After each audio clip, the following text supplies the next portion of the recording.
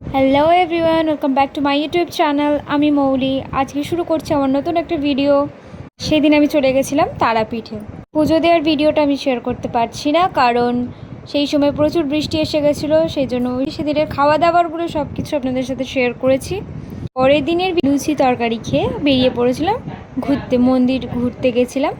মন্দিরের ওখানে আগে শ্মশানটা ঘুরেছিলাম। এত জল ছিল যে সাধক বামদেবের ঘাটের ওখানে ঘুরে, চারিদিকে ঘুরে তারপরে এবার এসেছিলাম হচ্ছে বামাখ্যাপার যেখানে সমাধি দেওয়া হয়েছিল ওইখানে।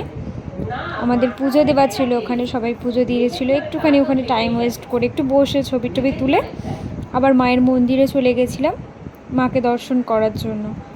একবার লাস্ট টাইমের জন্য দেখে আবার ব্যাক করে যাব বলে সব কিছু করে নেওয়ার পরে ঘরে গিয়ে ভাত খেয়ে আমরা আবার বেরিয়ে পড়েছিলাম ট্রেনে উঠবো বলে।